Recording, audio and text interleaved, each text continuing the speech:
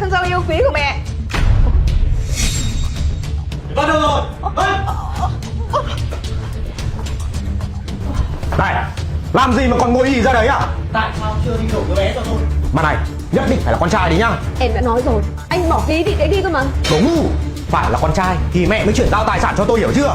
Chỉ vì tài sản mà anh đánh đổi cả con gái của mình à anh Dương? Đúng là chả biết cái gì cả. Tốt nhất không làm thì để yên cho tôi làm nhá, đừng có phá đám đấy.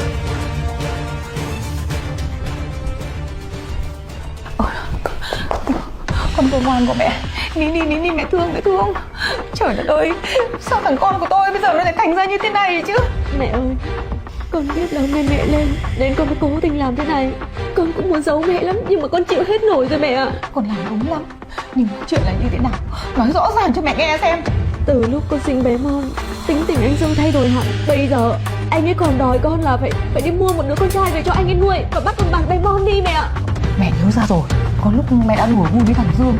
Nếu như mà có cháu trai thì mẹ sẽ sang tên cho hết tài sản cho nó. Nhưng mà thực sự là mẹ cũng chỉ đùa vui thôi. Chứ đối với mẹ, cháu trai cháu gái cũng đều là cháu ruột của mẹ. Mẹ thương tất. Thôi con, chuyện này cứ để mẹ lo. Con đừng có suy nghĩ nhiều nữa nhá. Này, về cái việc giấy tờ thủ tục nhận nuôi con ấy, anh cứ lo cho tôi nhé.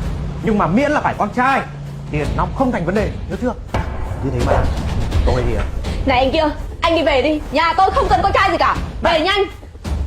Cô bị điên à? Có biết là bản thân mình đang nói gì không à? Anh mới là người bị điên ấy. Tôi nói cho anh nhớ, cho dù tôi sinh ra là con trai hay là con gái thì nó cũng là giọt máu của anh đấy anh Dương ạ. Đời ạ, đúng là cái đồ đầu đất mà. Con ếch ngồi đáy giếng không biết chuyện gì là quan trọng cả. Đúng, tôi là ếch ngồi đáy giếng. Nhưng mà tôi cũng là một con ếch có lương tâm, có đạo đức chứ không như anh. Cầm mồm ngay nhá. Tát có cái bây giờ. Em nói rồi mà, để lại pha sữa cho anh nhá.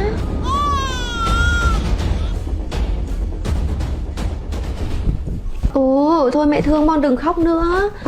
Ơ kìa, anh làm cái gì đấy? Em đang pha sữa cho con, anh không thấy con đang khóc à?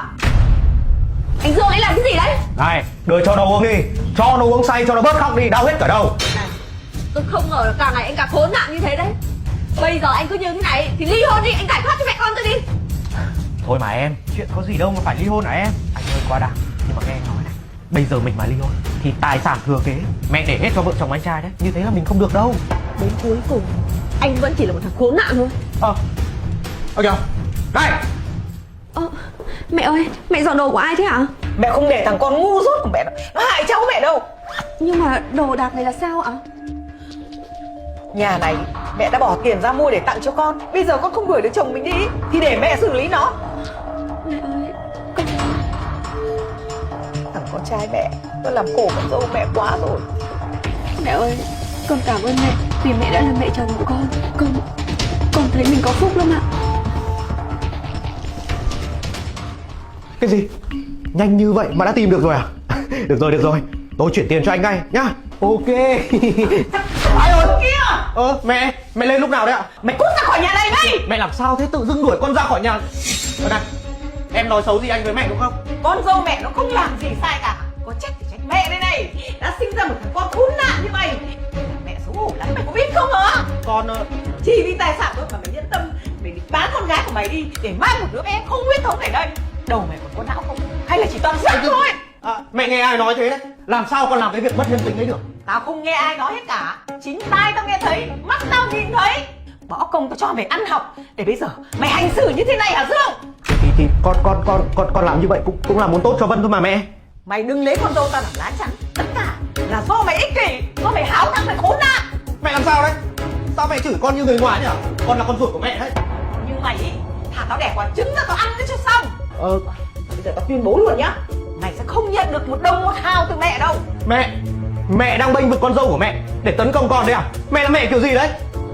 Mẹ ơi, mẹ bình tĩnh đã. Vân ơi, anh sai rồi. Anh hứa với em là anh sẽ không bao giờ đề cập đến cái chuyện đổi con hay là bán chác gì cả. Em tha lỗi cho anh nhá. Tôi quá thất vọng với anh rồi. Tôi không muốn đặt niềm tin sai chỗ nữa. Đáng đời chứ con. Đi, từ nay trở đi, đừng về đây làm khổ con dâu của mẹ nữa. Nhưng mà Mày đi. con cứ kìa mẹ. Mày đi ngay. Mẹ.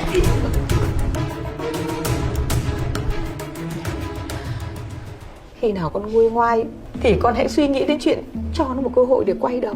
Giờ con hãy chăm sóc cho bản thân con, chăm sóc cho cháu của mẹ. Có mẹ ở bên cạnh làm bầu bạn với con thế rồi. Bảo vệ con thì con đừng lo nhé.